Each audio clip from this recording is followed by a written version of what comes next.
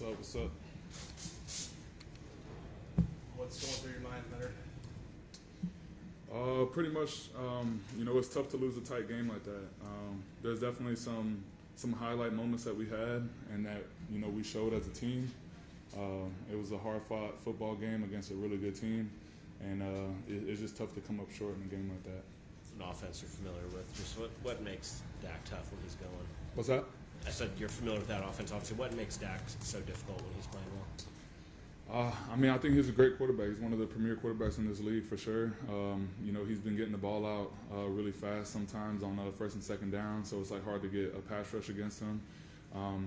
Even though I feel like we did a pretty decent job of getting after him up front. And then he's also just a big guy, so sometimes he breaks tackles and can run the ball, especially in the red zone. They have QB draws and stuff like that. So I think he's just a dual threat guy, and you just have to pay attention to anything he can do. How do you assess this game, Leonard? You stopped him 4 times in the red zone, but you give him 400 yards and 33 first down. How do you assess it? The way I assess it, I feel like we played great football. It sucks to come up short because, like I heard Gino just say, the most important thing is winning. So, but overall, I feel like the penalties, really screwed us this game. Over 200 yards in penalties is really tough to overcome. I don't care how good of football you're playing. If you give up that much yards and penalties, it's going to be hard to climb out of that. So I think we just need to clean up small details in that area and just finish when we have the chance. Can you describe how difficult it is to be a defensive player in the NFL today?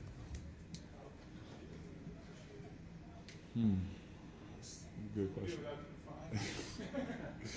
That's a great question. I've already gotten fined and tried to fight a fine early in this year against the Niners.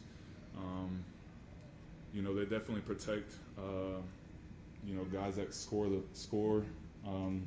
They really tailor the game to the fans sometimes where, people want to see the offense a lot of times, and they protect the quarterback, they protect the receivers and things like that. So we have to be extra careful on defense, and but at the same time, we don't make the rules, and we just got to live by them. Where's the frustration level at now, though? Because this has happened multiple games now in a row where you guys have had a bunch of stops that just evaporated because stuff's going on, extracurriculars getting penalties.